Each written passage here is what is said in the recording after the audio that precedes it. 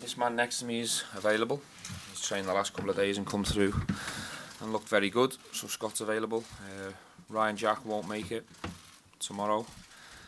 Hollander's played in a reserve game last night, played 45 minutes and come through okay. Jermaine Defoe's going to be out for minimum a couple of weeks. He's got a calf problem. James Tavernier never trained today. He's still got this foot problem. But we'll give James every chance.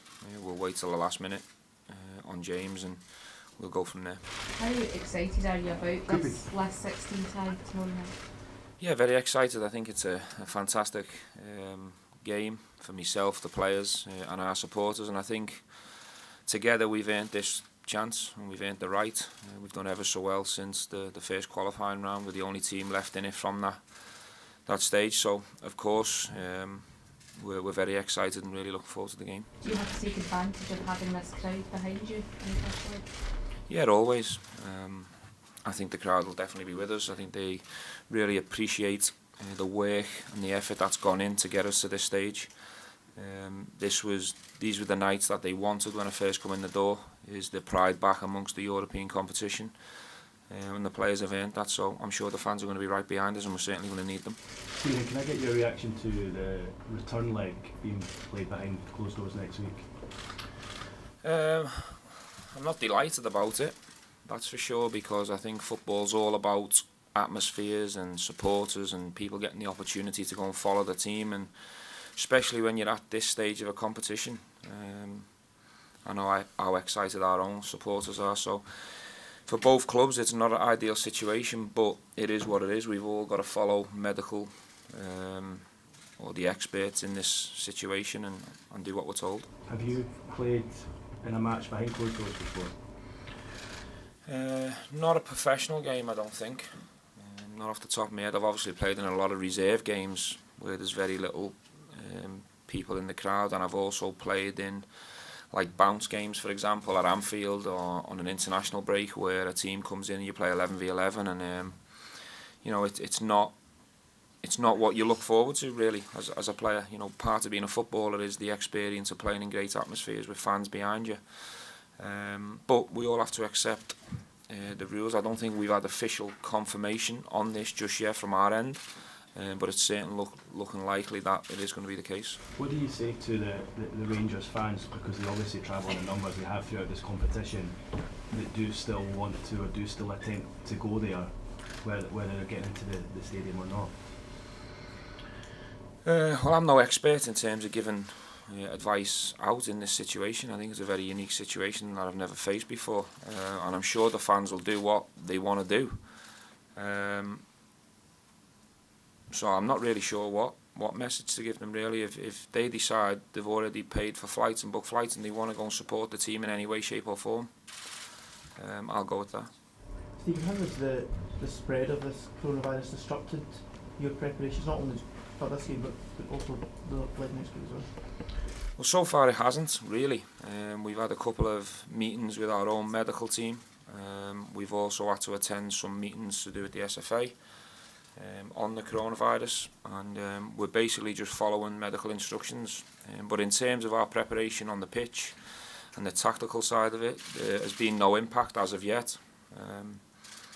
So preparation's gone fine, and we're ready and ready to go. Have you been able to get scouts out to watch Leverkusen with travel disruption, things like that? Yes, we've had scouts at the last 3-4 games, and my own personal analyst was at the last league game of the weekend. Considering the sort of measures Germany's putting in place for next week, is there a worry about you guys going over there, considering how sort of vast the spread of the virus is over in Germany at the moment? I think it'll only become a worry for us if our own medical people that we trust in this situation tell us it's going to be a worry or a concern. That isn't the case as of yet. So we'll just follow the instructions that we're told by UEFA and by our own medical team, and we'll do what we have to do. I think it's a concern and a worry for everyone worldwide. I've got the same concerns as yourself in this situation, and it seems as if it's obviously growing and growing. So we'll have to just take it day by day, and we've got a fantastic medical team in place, and we trust UEFA entirely in terms of the protocol that we have to follow. Just finally from me on this, in terms of the season as a whole, both in Europe and domestically, if it comes to having to put all these matches behind closed doors in order to get the season finished, is that something that you would sort of go along with? Of course, if that's what we're told to do, we'll have to do it. I think it'd be a real big shame for everyone around Europe and the world if the league campaigns and cup competitions can't finish, because people have earned the opportunity to get to the stage where everyone's at. So I don't want to see anything finish right now. If we're told the only way to get stuff finished off is to play behind closed doors, and we're told to do that, we'll follow. Stephen, you said you had your own personal scout looking at Leverkusen. What have you made of Sorry? them? Your own personal scout looking at Leverkusen at the weekend. What have you made of them and the danger they'll pose tomorrow night? When I say my own personal scout, we have the Rangers scouts that follow teams and the opposition and do analysis on all the oppositions we play domestically and in Europe. But in this occasion, I sent my own analysts who I work on a daily basis with, because we had the opportunity to do that and we had the time to do it, just to get another set of eyes on them. But even, outside of the scouts and the recruitment and the people that we've had watching them, I know they're a fantastic team. I think anyone who's sitting in the top four of the German league and the Bundesliga, you have to respect instantly. I think the German's one of the strongest leagues in the world. And this is a team that's competing with Bayern Munich and Borussia Dortmund and Leipzig, who have shown over the last 2-3 weeks in the Champions League that they compete with the top teams in the Premier League. So we know what we're dealing with, we know the challenge. But going back to the first question, this is an opportunity that we all want to try and look forward to and relish, and go and give it our best shot. What are your best performances this season, Stephen, of coming in Europe? How confident the boys can get back to those kind of levels that you showed them in Braga? I think we'll find the performance. I can see the boys focused in the preparation. They're lively in the last couple of sessions. So, we all know as a group, collectively, we're going to have to find the performance if we're to compete with this level of opposition.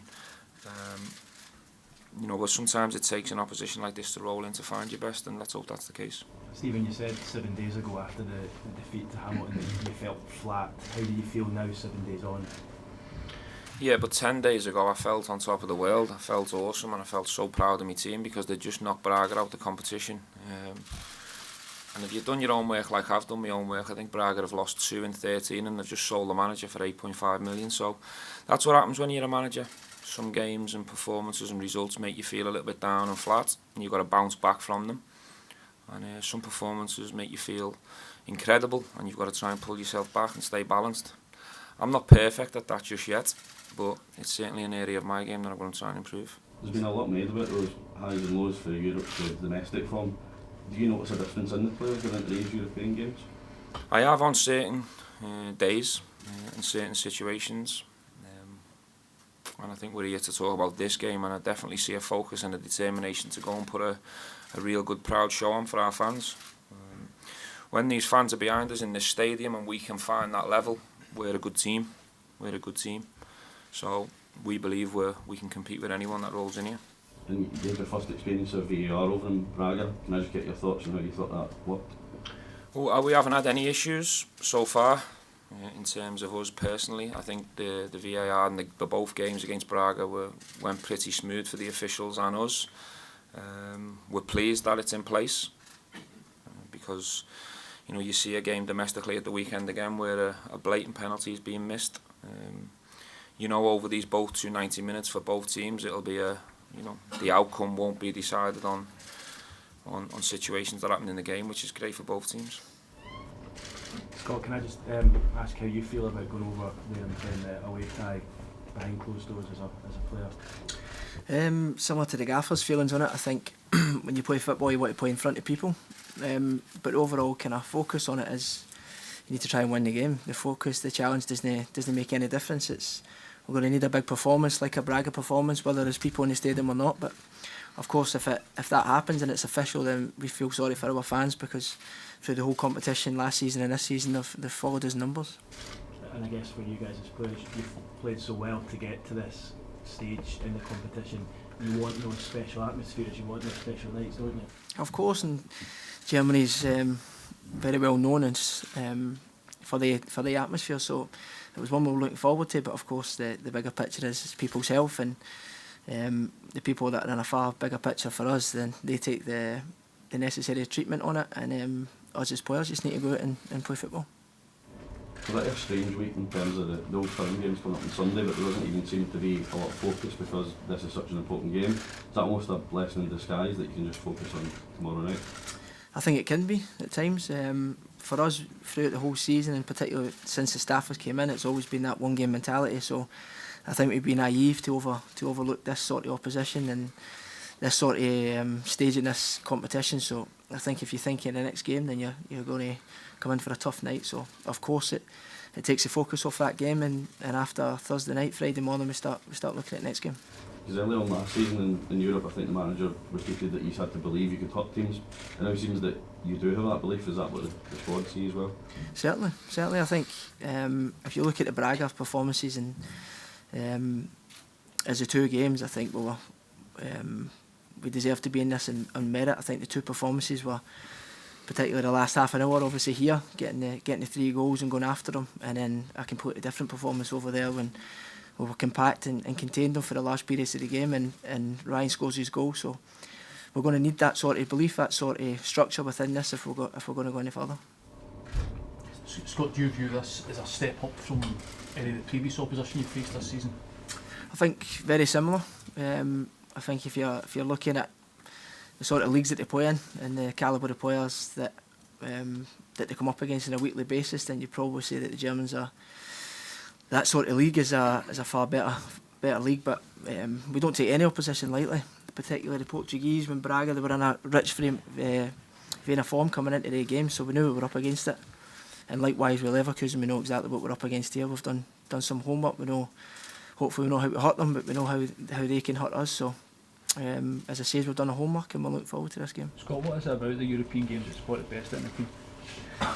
I think under the lights, European football, I think if you look at any club, any fans that has the opportunity to come to the games, and players are no different, you want to perform in these stages. And I think as a whole, particularly where this place is rocking, I think there's no better place to play really. Stephen, could Leverkusen not having any fans, the game in Germany, potentially work in Major's favour? Well, I think first things first, we have to obviously face Leverkusen tomorrow here in front of a full house, and then I think we analyse the next test and challenge from the final whistle really. See what the scoreline is, see how the first game went. By that time we'll have experienced them up close and personal in terms of the strengths and the weaknesses. But of course, having no supporters there at this level of game will have an impact. I'm sure it will. But I think you have to analyse that situation and come back to that question after the first leg to see where the scoreline and the tie lies. How is your pitch likely to play tomorrow night, Stephen? Well, unfortunately we weren't in a position to allow ourselves or Leverkusen to train on the pitch. I think it's been well documented the problems we've had and the extreme weather conditions we've had over the past 8 to 12 weeks. It's not in fantastic condition, but the groundsmen and the staff have been working tirelessly to improve it. It is slightly better than what it was when Braga came into town. But what we wanted to do is give both sets of players the best playing service we could provide, and obviously training on that this evening or training on it this morning in terms of ourselves wouldn't have helped the situation. So I think that the right decision was made. But we do apologise for not making it available for Leverkusen. Going forward, Stephen, is there something that can be done about the pitch to improve it? Yeah, it will be rectified in the future. Will it affect how you approach the game tomorrow night at all? Are you still confident you play the style of game that you would like to play? Yeah, I think we'll always try and, we don't look to a pitch. Sometimes we'll adapt within game or prior to a game, but I don't think the pitch is in a condition where we have to rip up and tear apart our game plan or our style. But we have to be sensible, and if it is a wet night during 90 minutes and the pitch does begin to cut up, obviously as a player, sometimes you have to maybe alter your decisions in game. Can I ask also that Alfredo has been a talisman for you at this level, this season in particular. Are you looking for a big performance from him tomorrow night, and how would you assess his form just in the last few weeks when he's he's not been scoring as freely as he has? Well, I think one thing's for sure, for us to have any chance of progression through this stage, we're going to have all the players in form and at it, and to bring the best and max out over the course of both 90 minutes. Alfredo's no different. I think Alfredo's aware of where his form's at. I think we're all aware of that. But we all know that he's very capable at this level against this type of opposition, and him being at his best and providing or taking chances for us gives us a much better chance of progression. But I've got a decision to make in the number 9 position. Where do you feel his form's at, Stephen? Where do you feel his form's at? I've seen him in better form, but I also see him working ever so hard to get himself back there. You know, and if he's picked tomorrow, or whoever's picked in that number 9 position, we need a real selfless performance, and we need them to be really tuned into what we're looking for from a tactical point of view. You know, no one within this game plan or system can go off and do what they want, because it can be really damaging to the team and how we want to play. When you say you've got a decision to make, Stephen, is the way Canberra played in Braga, is that kind of in your mind, and how well that worked as part of the team system? I think it's definitely on my mind for sure. I think Canberra, to be fair to him, has been a breath of fresh air, whether it be from a cameo from the bench or when we've asked him to start. I think he's really tried to carry out what we've asked of him. He's brought energy to the team. Again, at the weekend, you can see his impact by his presence and his selfless style the way he plays. So I've been really pleased with him. But over the course of both games, I'm sure we're going to need Alfredo and Flo, because obviously it's very disappointing not to have Jermaine Defoe available. He'll miss both games. Stephen, Have you made your decision yet on who you think it is, but what will be the kind of last thing that affects that decision? It won't just be one single thing. It'll be who I think in front of this crowd can do the best job for the team, and I'll go from there. But I haven't made the decision just yet. Okay, Steve, can I just ask one more? Stephen, if James doesn't make it, do you have an issue at right back? Is Polster registered for this time? Do we have an issue at right back? Yeah, is Polster in the squad? Is he registered for this time? Yeah, he's registered, yeah. Plus we can also use young Nathan from the B list as well.